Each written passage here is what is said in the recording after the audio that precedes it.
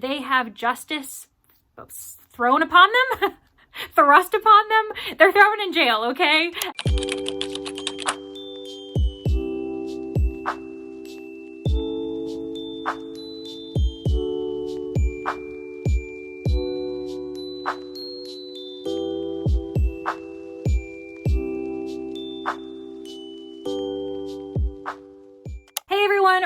Welcome back to my channel. If you're new, I'm Leandra the TBR0, and this is the second episode of 12 Books of Murdermas. I did this last year, it was a ball, and this year I've done things a little bit differently. Episode 1 is already out, I'll have that linked below, as well as last year's series if you're interested in catching up. But what I've done is I have wrapped 12 books. Each one of them has an envelope attached to it. Within that envelope has a message. There are 6 clues that I'm trying to find, 4 red herrings that I would like to avoid, but if I find them, I find them. And then there are 2 other very important envelopes. One of them has Escape the Murderer written on there, and the other one is the murderer. And we are trying to avoid it like the plague until I can find all 6 clues. If I find all of the clues before I find the murderer card, then that means I was able to prove that they're the killer. They have justice thrown upon them.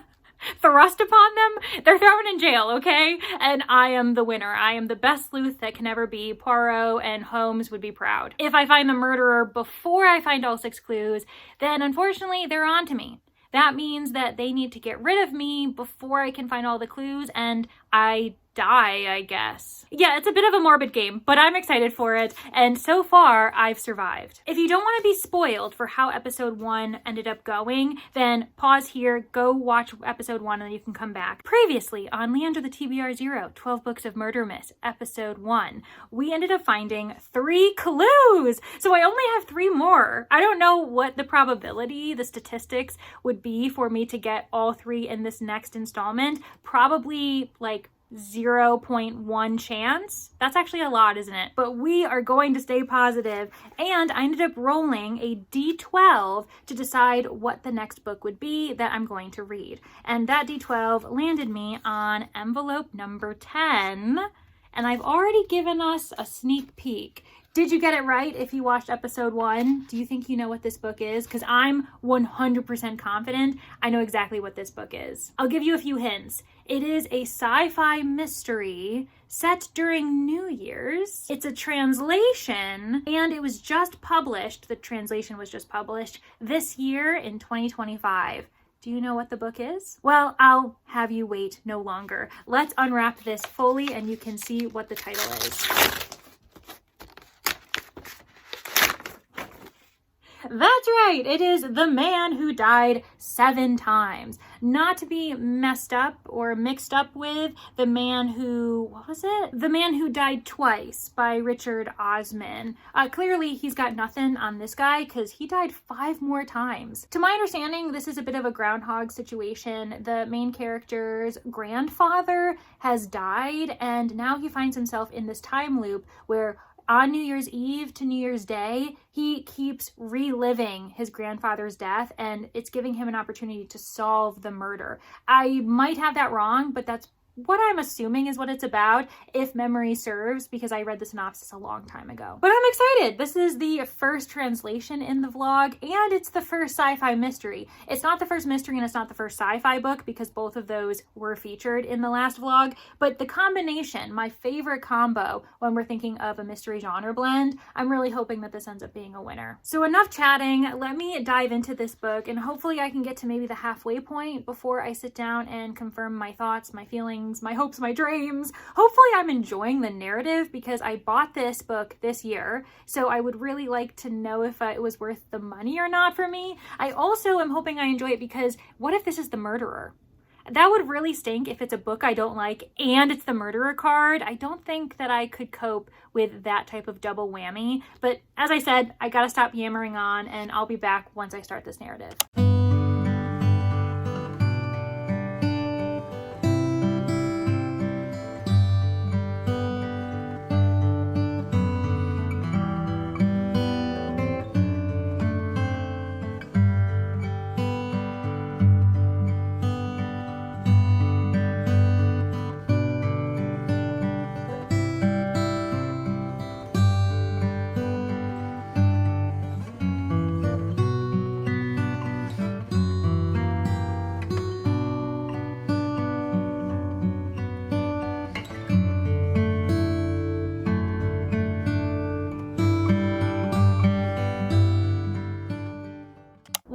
have a very different angle of recording today because I'm sitting on my bed, if you'd believe it. I've had to move my furniture around to allow my internet provider to get to my internet box. I don't know why I'm explaining this to you, but it feels very weird that I am so far away from my bookshelves and like propped up sitting down. But anyways, I do have an update for you. I am just over halfway for The Man Who Died 7 Times by Yasuhiko Nishizawa. This has been a really interesting experience. I don't feel attached to the characters. I feel badly that there is an elderly man who has been slain by someone closest to him, but I want to emphasize that this isn't an emotional read. Mysteries can be emotional, they can really grip at your heartstrings, but for this one, it feels as though you have to be invested in the plot, in the fascination that not time travel, but a time loop can bring. Very much Groundhog's Day, but in a murder mystery on the 2nd of January. And I also was expecting this to be more about the celebrations. I just was assuming this was going to be a murder on New Year's Eve or New Year's Day. And so for some reason, I was a little bit disappointed when it's January 2nd that keeps being repeated. And Hisataro, our main character, he has to investigate his grandfather's death and keep wondering as to why one small change will lead to his grandfather's death in various different ways. What's really strange is that there is a comfort in knowing that the grandfather is going to die every single day, because that's one less thing you have to try to keep track and keep straight, since everyone else's behaviors are changing. The one character we can rely on is the grandfather to be killed. And I think that what's really weird about this one is, at the moment, I'm not sure if it's the same person killing Hisataro's grandfather and Hisataro simply isn't sure who's doing it, or if by changing the timeline, a different person is being led to kill his grandfather every single time, which would be really concerning, this concept that basically the entire family, if they had opportunity and were in the right mindset, they would all kill his grandfather. It does have a motive of inheritance. It seems like every single time someone is upset or frustrated, it's because the grandfather is holding his will over everyone. He says that he changes every single year who he gives everything to. It just kind of depends on who he likes, what he's feeling like. He sees it as a bit of a game, and it seems as though by revealing that, it's the final straw and people are really upset. I wasn't expecting Hisataro, our narrator, because this is written in first person, to be 16 years old. He explains that he is really 30. His body is 16, but his mind is 30 because of this strange... It's not even sci-fi. I was thinking this was going to be a sci-fi mystery because of the time loop, but it really does lean a bit more speculative fantasy because he doesn't know why he experiences this time loop and no one else does. And it's just no rhyme or reason. Once in a while, he will relive the same day 9 times. That's also something to try to wrap your head around. The grandfather dies 7 times because the first day, everything is fine. Nothing happens. It's the second day when Hisataro decides to change his behavior for a particular reason that his grandfather then dies. So on day 2 of 9, his grandfather dies. I suppose that means from days 3 through 8, he will also die. But then day 9, he survives. Am I putting the math right? I don't know. Anyway, so I actually am enjoying this. I'm finding it really interesting. It's just that it can't be a read that you do for character-driven purposes. It has to be because you want to understand the plot. You want to see how the time loop affects different characters as Hisataro picks and prods and tries to change up how he acts in a way that will inevitably keep his grandfather alive by day 9. I do also have to acknowledge that there is incest in this book, unfortunately. Cousins who are flirting with each other, are in love with each other, proclaiming their desire to marry each other, and it is... it's one of my least favorite things. I really hate when that happens. I know that this book originally came out in 1995, so not that long ago. I don't know much about Japanese culture in relation to incestual relations. I feel as though in the United States and in the UK, which is kind of my own preference when it comes to Golden Age detective fiction, you will see those classics having incestual relationships with cousins and that kind of thing. But I feel as though by 1995, it feels really late for those countries. So I would have to do a little bit of research into what's going on here. Unless this is not technically set in 1995. I just assumed that it was set during the year that it was published. And so I don't want to condone it and say, oh, it's fine. Because there is an extent where like, no, by this point in history, people still thought that this was really odd. But I also don't know what was going on in Japan at the time. So that's why I'm saying I would have to do more research into it. I'm way more bothered when I find a book that has been written far more recently that has it. The Elsie Silver title that really almost sent me over the edge. That was wild because it literally is a modern romance.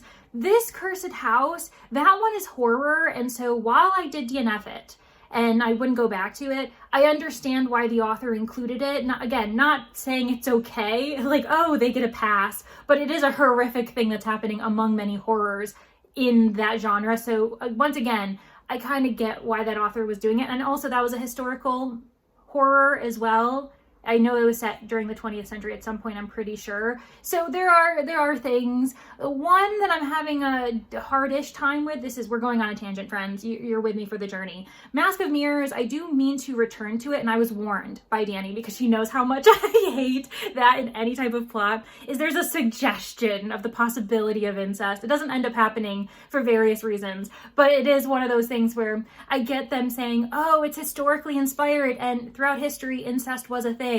But like, there are also things in history we don't keep in our historical inspired works. Why are we keeping incest? I don't know. That is one thing. It's a hill I'm gonna die on, but read what you want to read. But that is basically what I want to warn everyone about, is that's the one thing that I'm just like, oh, fine, these cousins are trying to marry each other. But like I said, it might be a cultural thing / historical time thing. I'm not saying that Japan in 2025 is doing this, but you know, it's one of those blurry situations that I'm not as knowledgeable about. So I'll take the L because it's on me for not really knowing. And that's why I'm kind of accepting it as I move forward. Needless to say, I am having a good time. I am interested, but I'm not loving it. I want to say that depending on how this ends, depending on if I get tired of the way this is being written in the last 150 pages, then it may be 3-star range, but I'm hoping for like a solid 4.0. That's how I'm feeling right now.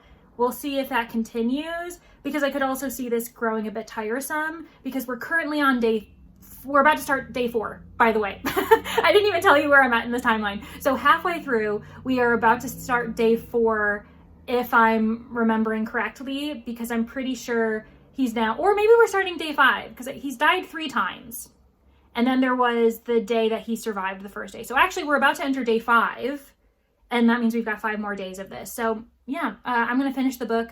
I'll keep you all updated as soon as I finish, so I can give you my fresh thoughts, and then we can open the next envelope, unwrap the next gift, and keep on going. I finished The Man Who Died 7 Times, and it was fun. It really was more of a comical story than anything else. Like I said, plot driven, not character driven. We're not supposed to be emotionally attached to these characters.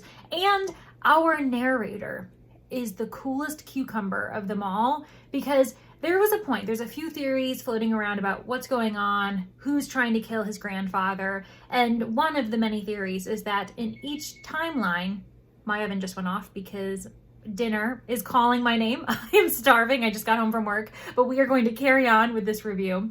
And so our main character, Hisataro, at one point he's like, oh, in every single timeline, a different member of my family is killing my grandfather in cold blood, either with an emotional outburst or whatever the case is. And he's just thinking, yet again, I'm gonna have to figure out a way to distract this family member now so they don't kill him, because, you know, everybody just wants to see him dead.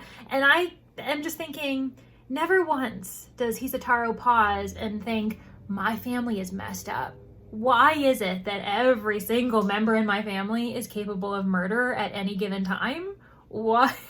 So you really have to accept a lot of things to keep reading this narrative, because it's a little bit wild. This is certainly not a stellar narrative. I found it to be a very easy read, which is great. Is it one that I would reread, that I would revisit? I don't know. I don't really see myself revisiting this. And so at the moment, my rating is sitting at like a 3.5. And that's fine. I'm happy that I never felt the need to DNF it, but yeah, there's just too many elements that I felt I had to forgive or accept or ignore to enjoy the time loop narrative, because that was really entertaining. And there was also a reveal at the end was interesting, but also I have more questions. Like, there was a big reveal about something at the end that I thought, but wait a second. How does that happen? And I can't give it away. I can't give it away.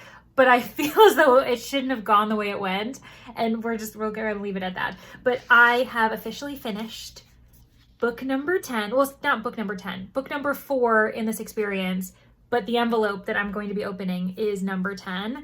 And so we are going to see just what is in store for me. So to recap, in the first episode, I had 3 clues.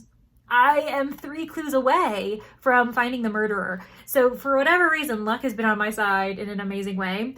We're gonna see if that luck changes, because the murderer might just have found me. So let's see, what do I have?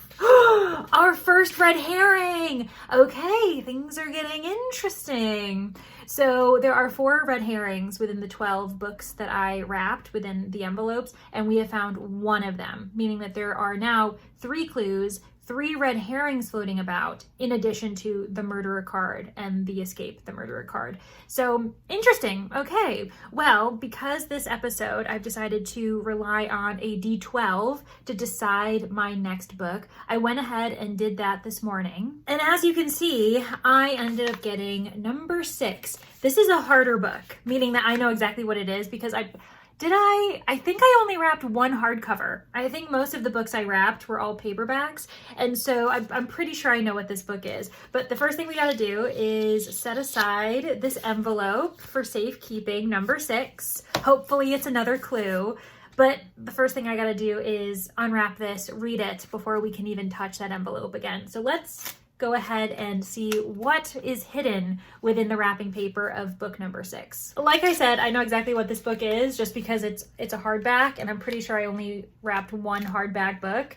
And I will say it is Christmas related, which we have been overdue for. The Sherry Thomas novel did end at Christmas Eve, Christmas, and it was wintry, but we really haven't had a Christmas related novel. Even this one took place on the 2nd of January. So like we're kind of circling around the holidays, and this one is going to be Christmas themed. So ready? 1, 2, 3. Yes, that's exactly what I knew it would be.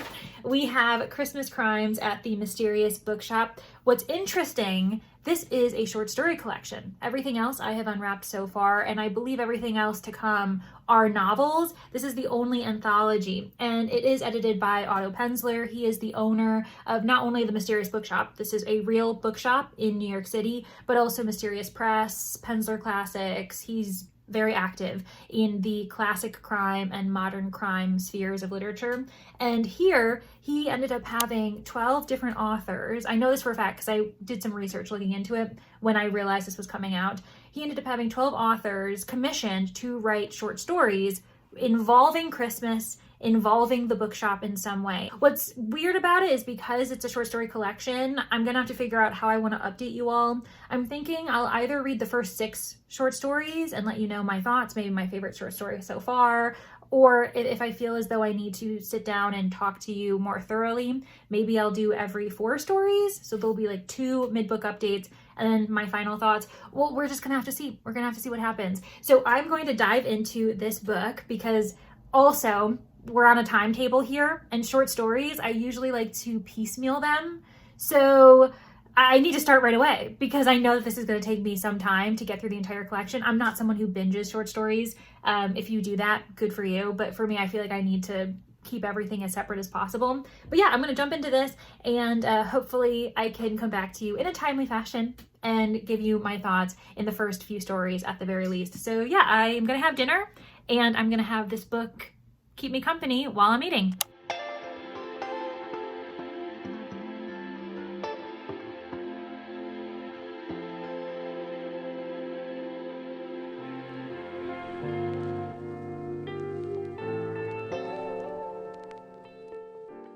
Friends, we have our first DNF of 12 Books of Murdermas. And I don't intend to unhaul this collection. I can see myself giving it a go in future Christmas years, but for now, I've got 4 stories in, and I really haven't enjoyed any of them, and I just keep reading to see if I can finally find one that I want to talk to you all about, and it hasn't happened, and I think we just need to set it down because it's going to start making me not want to read, and that's the last thing I want to do at the end of the year. So unfortunately, we're going to have to DNF this. This could work for you if you like a grittier Christmas story. The first 2 stories were hella depressing. Like, they were awful. The 2 narrators, the 2 main characters that we follow, they are both mentally unstable. Mental illness / mental health are very important topics, I think. Not that these characters are addressing their issues, but someone reading it would think, oh, I hope that they are taking care of themselves after these pages. But I couldn't do it anymore. I felt as though 3 out of the 4 stories I read involved drunk characters or those with alcoholism, and none of them passed the Bechdel test, which basically just requires there to be at least 2 women in the story having a conversation together, not about men. And they've just been very heavily about the main character who is a man or a group of men trying to solve a crime, which can be entertaining for some people.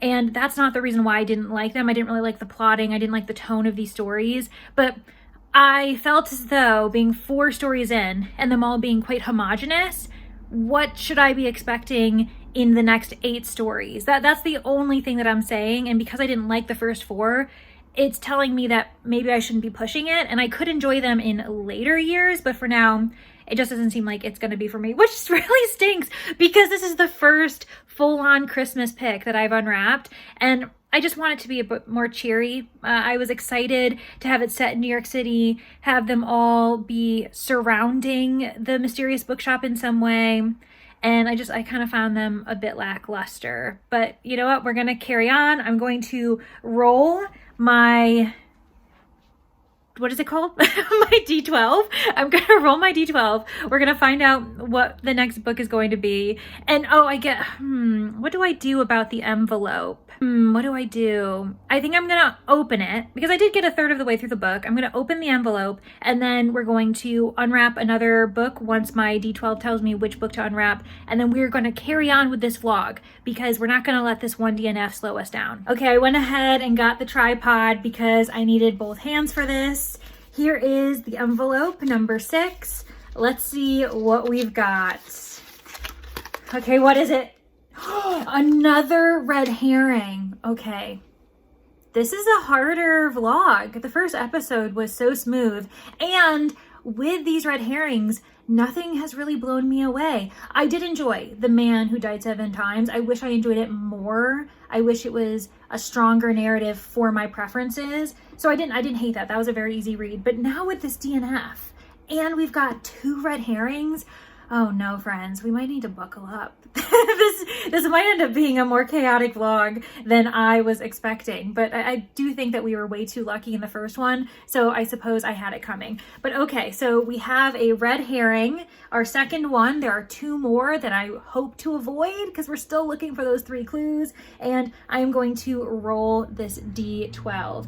I'm gonna have you guys see it so that there's no shenanigans, there's no sneakiness going on. I want you to see what I'm rolling, and then I'll set the camera back up and we'll unwrap whatever the book is. So yeah, let's do that right now. Okay, with the DNF witnessing this, let's roll it. 11. Ooh, okay, double digits. Okay, I am back. I've got all of the presents in front of me. And as you saw, we did end up getting number 11. So number 2, not today.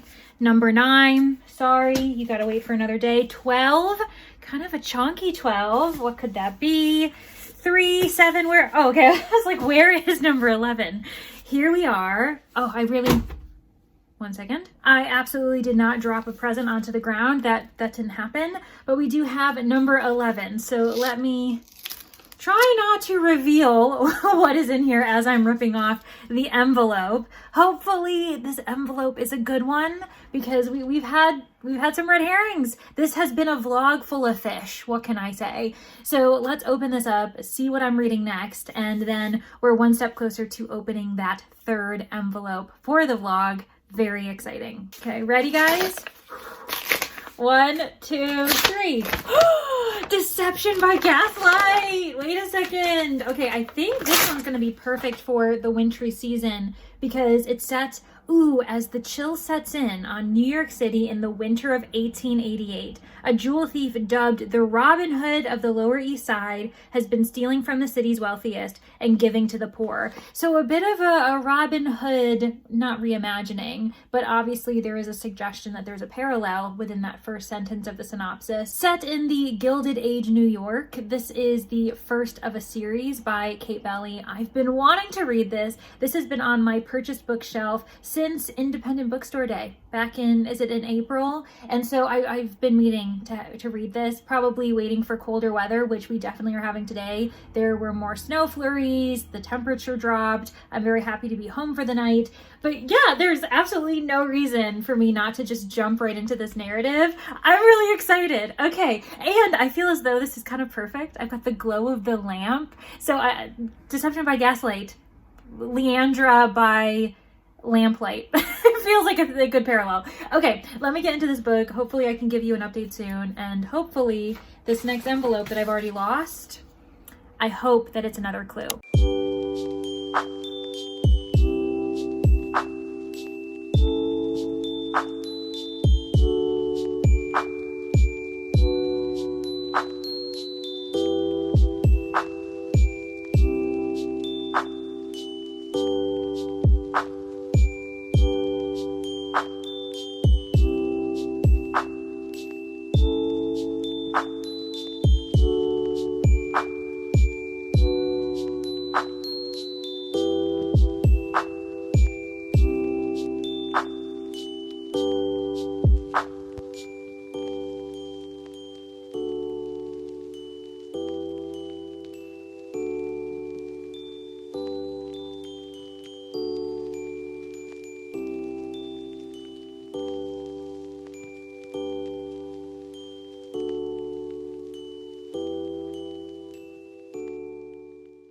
And from a DNF to an immediate winner, I am having a really good time with Deception by Gaslight. I really enjoy this 1888 New York City setting, Gotham, Gilded Age, and Genevieve, our main character, she is in some deep water at the moment, and I'm chomping at the bit to get further in this narrative, but I had to stop. Once again, I am halfway through this book. Last night was when I updated you. Last night was when I unwrapped this gift, and we're 120 pages into the book already.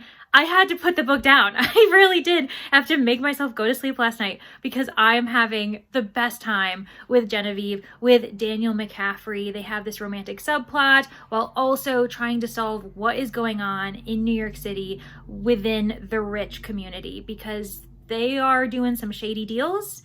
There's a conspiracy going on, the police cannot be trusted, and we have a dead body on our hands. We actually have another dead body on our hands. 2 people have died. One of them under less mysterious circumstances. It was easier to kind of hide this under the rug, but Genevieve is still pursuing, saying, I don't think this man died of consumption. I think someone killed him in that alley and we need to find him. And of course, people aren't as concerned about his death because he isn't part of the elite, whereas the second death we've received, this person is quite an important person, has very deep pockets, and so that's going to get headline news. And the reason why I'm even mentioning this idea of headline news, of newspapers, is because Genevieve is a reporter, but she also comes from wealth, so she has a foot in 2 different areas of society, and both places she's trying to prove herself. She's trying to have the life she wants and that she deserves, but of course society is pushing back on her because she's a woman,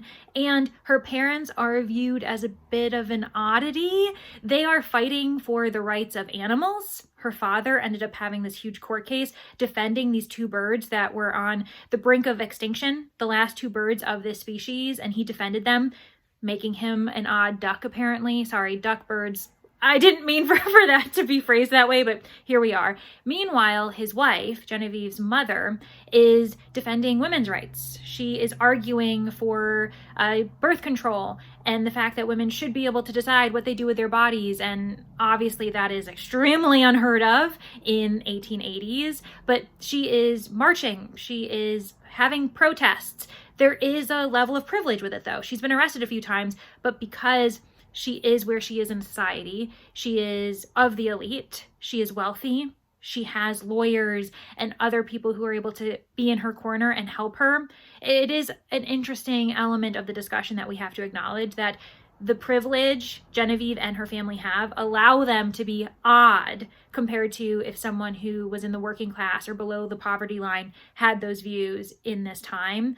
But I am really appreciating the mystery. I love the glitz and glamour that is mixed with the grime and the discussion of poverty, of people who deserve shelter and housing that has heat, and they should be allowed to get a livable wage to take care of their families. And I think that Kate Belly is handling it well while not losing sight of the mystery at hand, which is that we have Robin Hood stealing from the rich. But is he crossing a line and finally committing murder?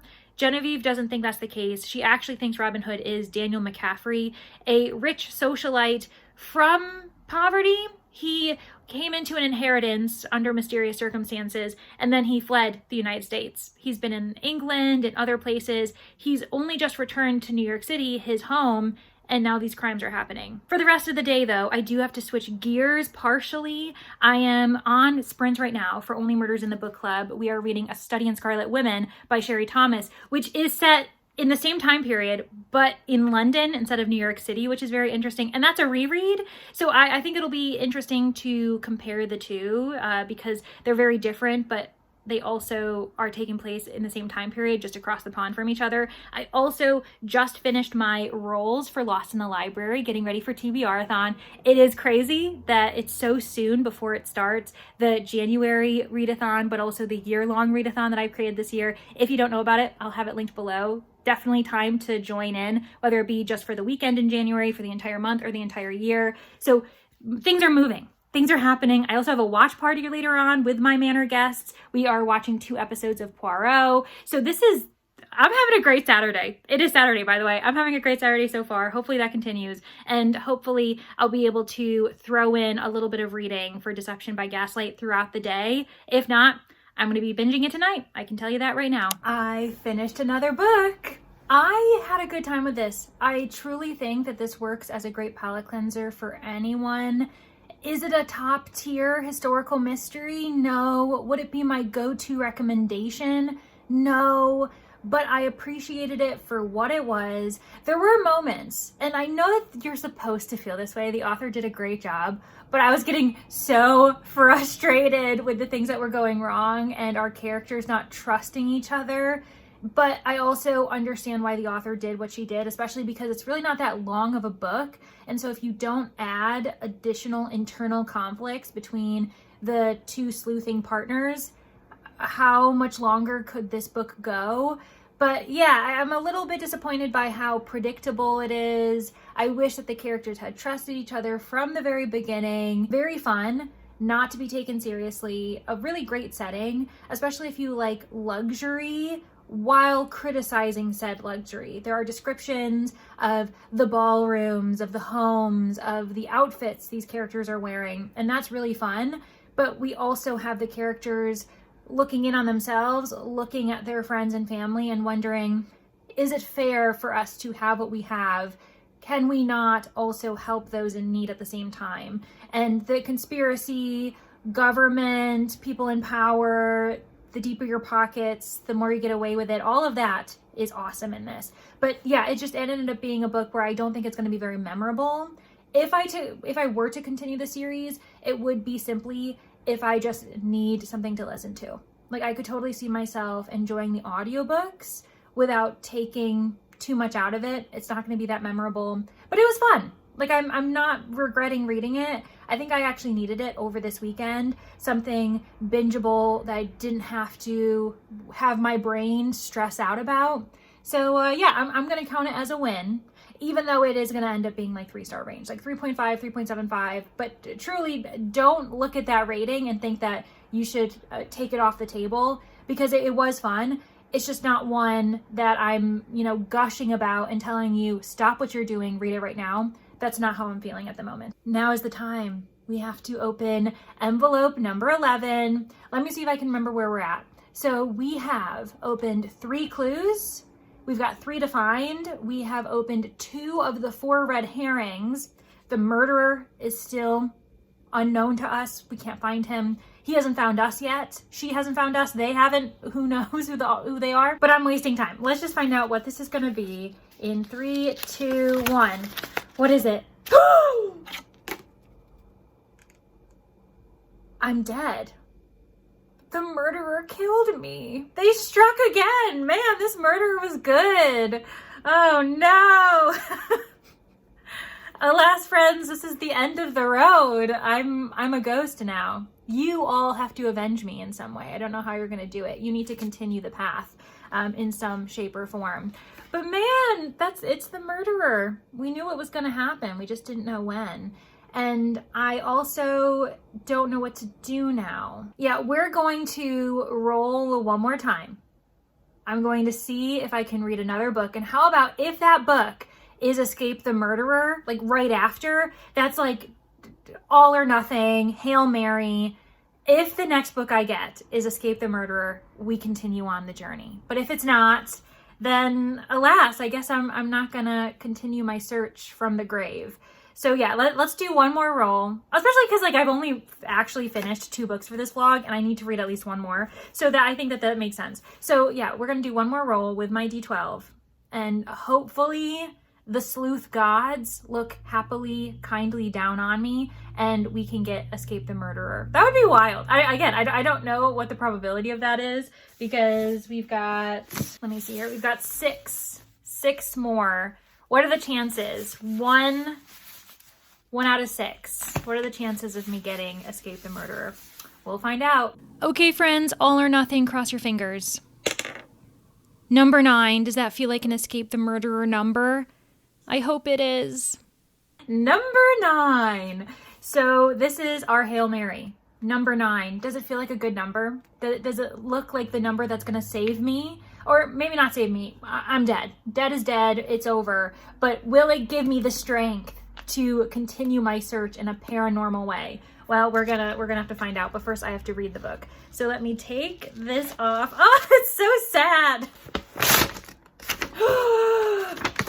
Oh my gosh, wait, I need to open this. Slow gods. Oh, okay, well, we're already off with some good energy because I've wanted to read this so badly. This is actually a new release that I just got it, like I think a couple days before I wrapped all of these gifts back in November, because I was like, I really, really want to read this. This is a brand new sci-fi, I don't know if it's a space opera, but it sounded so good when I read the synopsis, but I don't want to read the synopsis now because I kind of want to go in blindly and not really know what to expect. What I will say is that Adrian Tchaikovsky and Megan E. O'Keefe both have promoted this book on the back, and those are 2 authors that I have enjoyed in the past too. So Clear North, hopefully this is a great read, especially because if this ends up being like another clue or like a red herring or something, I really want to end on a great book. So we're gonna cross our fingers. This is also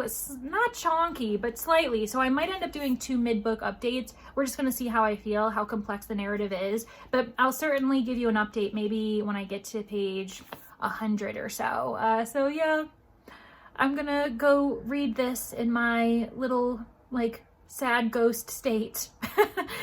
Wish me luck.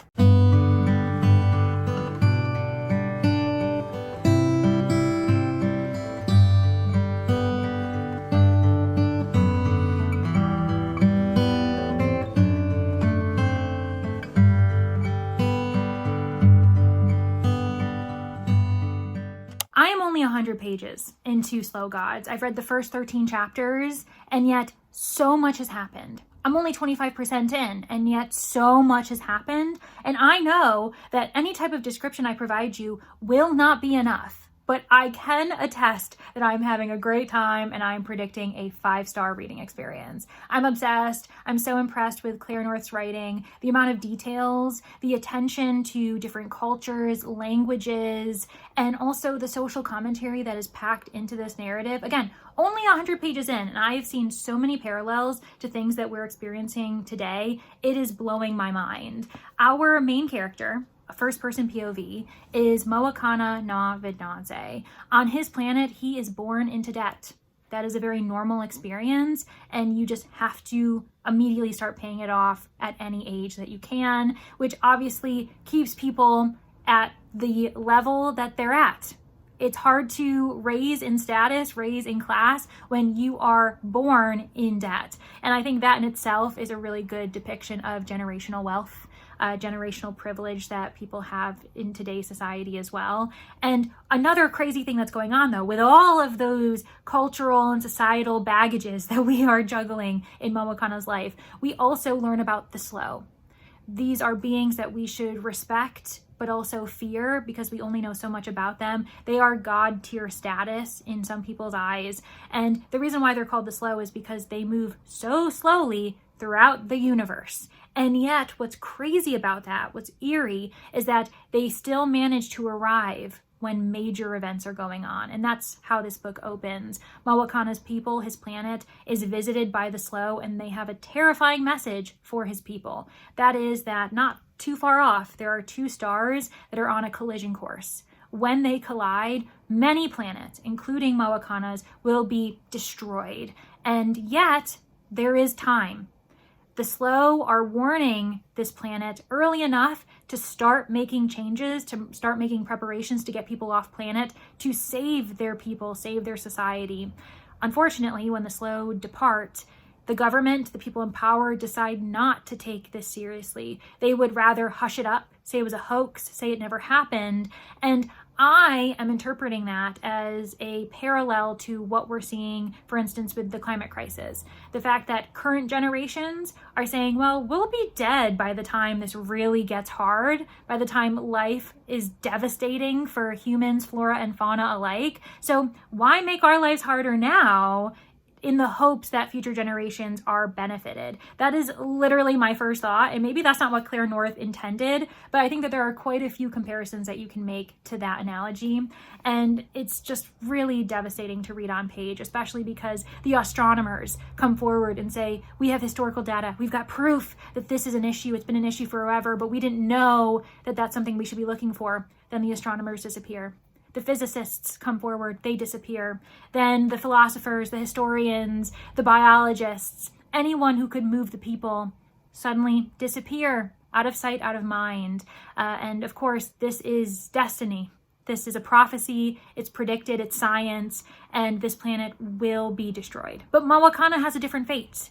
He finds himself off planet. He becomes a pilot, which is also a crazy experience because to be a pilot, you become one with the ship. The ship locks into your mind, your brain, and that is how people are able to navigate in this universe, in this world, from planet to planet, from galaxy to galaxy. But it also takes a horrible toll, and most people don't survive the process. Most pilots will go one trip and be done because of how dangerous it is. And there's this dark presence that everyone seems to be afraid of, and that pilots are susceptible to, especially if they have taken too many trips. The darkness takes everyone, takes the ship, takes the people on board, and it feels as though this is a mixture of sci-fi but also fantasy in the unknown. But where does Moakana fit in all of this? Well, he does become a pilot, and he becomes a pilot that most people fear. They worry that he's going to go mad in any moment,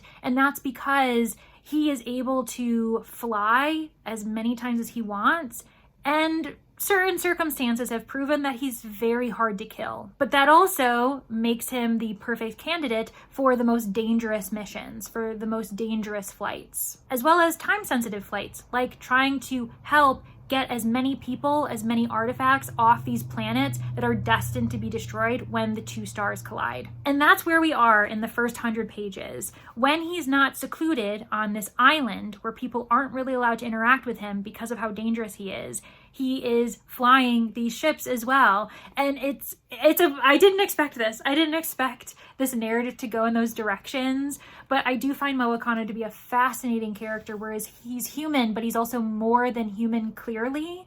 And the way these people are carefully engaging with him and the way he's reflecting on these experiences of isolation for his safety and others, but also his desire to connect with people and to save lives.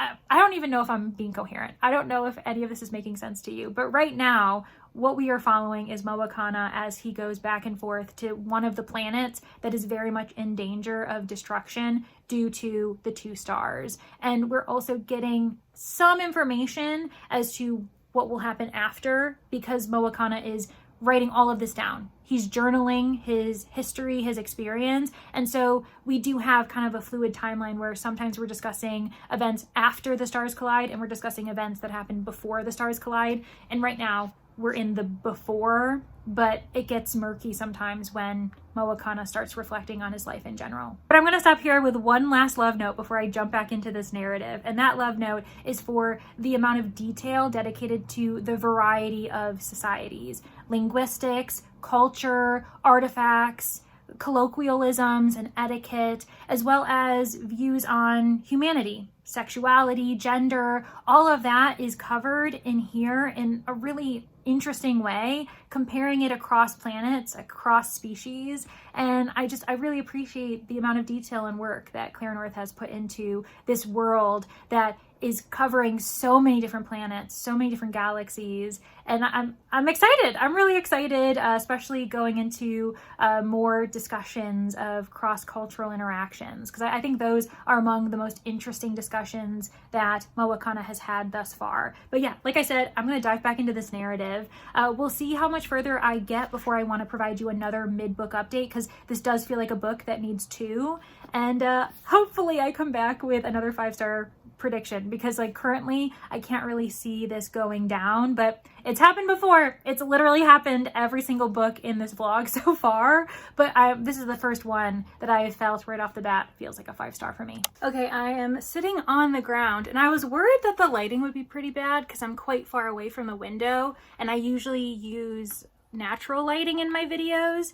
And so now I didn't realize it would reach this far. It doesn't look that bad. I'll have to look at it when I'm editing, but food for thought as I rearrange my room and all of my shelves in anticipation of a brand new recliner chair. Very exciting. More on that to come. But I ended up getting to the end of part 2. I want to say that means I'm about halfway. That looks like halfway to me. And I'm still really enjoying this book. There are so many lines that I wish I could underline. I wish I was someone who annotated, if we're going to be honest, because I don't do that. So even if I'm saying, oh, I wish I could underline this, I'm like, one, I agree with the philosophy that some people have where it's good to annotate upon reread because you know the themes and stuff you want to annotate. But I also just don't tend to do it because I'm always nervous about, oh, if I don't like this book, I might donate it to my library. And if they want to add it to their collection, you can't be having all of these stray marks. So anyway, this is obviously a book I'm definitely going to want to keep because I'm really invested. Moana is such a complex character as he tries to understand what he is and regulate what he is because he is a monster. He's Moana of the dark. He is a ghost. And the way it's described is beautiful and very eerie. The idea that, I don't even know how to explain this, but basically you don't want him to be with you in the dark. You don't want all of the lights to go out. You don't want him to start getting curious. All of this, I know, is very abstract and you're just like, what are you talking about? But it makes sense in context when you actually read Slow Gods. We are dealing with war. We're dealing with an apocalypse for some of these planets and how different people cope with knowing that their end is near. Those who are the numberless on Ajamir, which is a planet that our main character has been going back and forth trying to save artifacts, as many as possible, while other ships are trying to save as many people as possible. But it's a lottery system, and there are some people whose numbers just won't ever come up, meaning that they are the numberless. And that is something that's really heart-wrenching and thought-provoking when we're considering other contexts. I mean, for me, the only other times I've thought about the lottery is something reminiscent of the draft. And that is when you wouldn't want your number to come up. And also there's The Lottery by Shirley Jackson, that short story. So I feel as though putting it in the context where you want your number to come up because it would save you, it might save your family. If a family member's number comes up, that is something that we have to grapple with. A father and his daughter, and he's most concerned that his daughter's number has never come up. So yeah, it's really, I started tearing up about this one character who's basically everything that they say is spot on and beautiful and just so honorable. I admire this person, and I just don't think that I could be them. I really don't. I think that they are a greater person than any of us could try to be. And I'm so impressed that Claire North has moved me.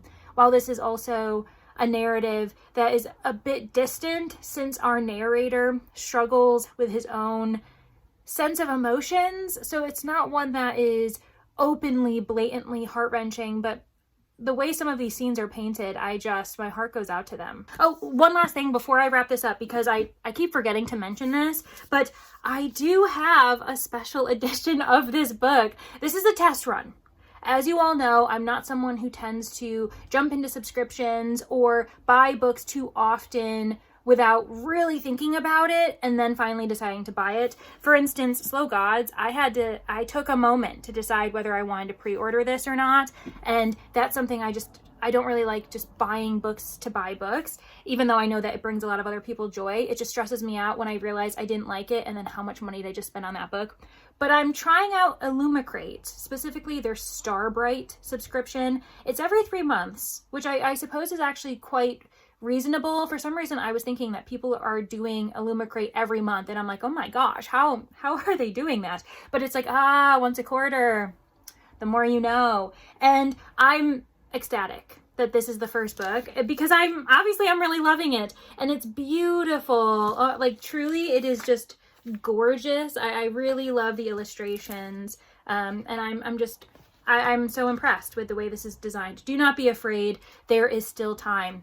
That is what the Slow told the Shine, told Moakana's people, that they have time. It just is dependent on how people use that time. Obviously, the first go has been very successful so far, but I figure that if I end up getting maybe like 2 books in a row that I don't really vibe with, then it just makes sense for me not to have the subscription. So hold me to it, but that's my current plan. But so far they are knocking it out of the park. I'm really, really obsessed with this edition, and I'm obviously really enjoying the book. So it's a win-win for all of us. Off to finish the book. I will tell you all my thoughts once I get to the finish line, and I'm really expecting it to be a 5-star. If not, that's going to be the most disappointing thing in this vlog. I finished the book and it was so good. This is going to be a story that sticks with me. I am so impressed with Claire North's writing. It is high quality work, well crafted. There are lines I'm going to be thinking about forever. Once again, it makes me have that itch to annotate, and maybe I will do that the second time around.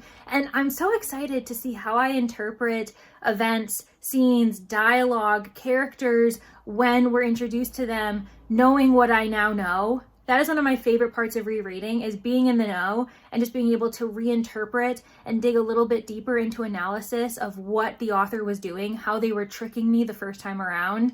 And this is going to be a top tier reread, I can already tell. Now, is it a 5-star? I'm wondering if at the end of the year I'm starting to split hairs, partly because I am currently starting to gather my list of best books for that video that's going to be coming out in a couple weeks. And I'm of 2 minds. I want to give it a 5, but I also feel really good about a 4.75, which means I'm not disappointed. I made some threats in the last clip. I was really adamant that if this wasn't a 5-star, I'd be disappointed. But a 4.75, I am not disappointed with that, especially because that is a rare rating for me. I think it's one of the rarest ratings, because usually I just drop it down to like a 4.5, 4.25, or even like a 4.0. But a 4.75, that feels really nice, and it is in good company. Some of my favorite books of the year were not 5 stars, they were 4.75s. And I don't know, maybe there'll be 5s upon reread, but at the moment it's a 4.75. And man, I need to pause and reflect on how good my year of space operas have been. Claire North, you are in that grouping. And on top of that, I think this is her debut space opera. But on that note, we must continue the journey. Remember, I am dead. You know what's crazy? Actually, this was so good to read while I was dead, after the murderer got me, because the main character, Mawakana, is known as Mawakana of the Dark, the ghost, and I'm a ghost. I was a ghost reading this. Anyway, I love a theme. You all know this, but let's get back to this. So as a ghost, I'm going to be opening number 9 envelope, and if it says escape the murderer, maybe I've, revived. Maybe, there's been like a ritual where the witches of my community have brought me back from the dead. I don't know. A necromancer's been in the mix, but we gotta see. If it's a red herring or if it's a clue, it's over for us. It's okay. The murderer will live to kill another day, apparently. So ready? 1, 2, 3. Oh no, it's a red herring too. You know what's nuts is beyond being murdered, I think I've only gotten red herrings this is such a juxtaposition. It is literally the opposite outcome of what the first vlog had. All clues, and now we have all red herrings and the murderer card. But since the challenge is over, can you believe that? Last time this was a 4-part series, and this time it's a 2-part series. And I do think that this video is going to go out on Christmas Eve, which kind of feels fitting as well. We might as well, like we did last year, open up what could have been and seeing where the envelopes bring us. 1, 2, 3. Outlaw Planet. You know what? You know what's terrible? I really don't have much time at the end of the year, but I want to read this. This came out the same day as Slow Gods, interestingly enough. I had it arrive at my front door at the same time, and it's by M.R. Carey, the author of Infinity Gate, of Echo of Worlds, the series that I just was obsessed with this year, and I think everyone should read, especially if you're interested in sci-fi. 1, 2, 3. Oh my gosh, you know what? This does make me sad because the number of times this book has been on a TBR this year, and it was gifted to me by Liera. And Liera, I promise you, I really, really want to read this book. Maybe this is going to have to be an end of the year read, like in the last week of the year or something when I just want to relax. Okay, ready? 1, 2, 3. Can you tell? This is, what's so funny is I wasn't really thinking about this. I thought I had wrapped things pretty evenly, but this is another sci-fi.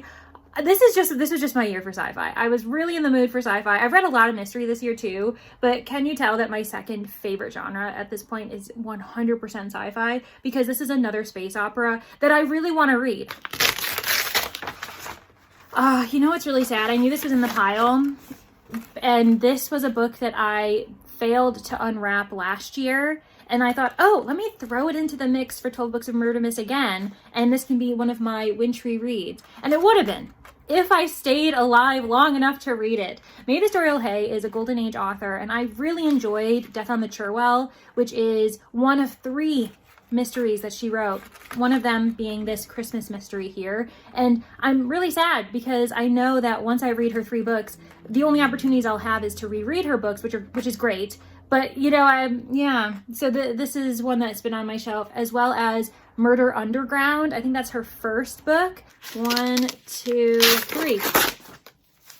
Oh yes. Okay, I was looking for this the other day. Actually, that's so funny that I forgot that I had wrapped this. But this is a gas lamp fantasy. I think it has a historical setting. There is murder. There are dead bodies. The main character's husband died, and they thought she killed him. And now I think it's like a year later, more things are happening. And so I feel as though this might lean a bit mystery, but it is advertised as a cozy gas lamp fantasy, and it looks really good. Self-published, if people are looking for that kind of thing. Hopefully I can get to this by the end of the year, and hopefully I enjoy it. Thanks everyone for being on this journey with me. It wasn't a long one. I'm so sorry that I wasn't the sleuth we all wanted me to be. I'm hoping that in the next year I can gather some skills, maybe put some bad guys away, and then I'm feeling a bit more confident coming into 12 Books of Murdermas. In honor of getting to the end of the video, in honor of 12 Books of Murdermas, how about you provide me any type of clue-related emoji in the comments, whether it be a puzzle piece, a magnifying glass. Also, feel free to provide any type of Christmas emojis in the comments if you'd like. Thank you all so much for getting to the end. I do appreciate you. Not just the end of the video, but the end of the year, whether you are a newer subscriber or you've been with me for the entire year of 2025, many years before that as well. I really do appreciate you, and I hope everyone has a lovely holiday season. Thank you all so much, and I hope to see you in the next one. Bye!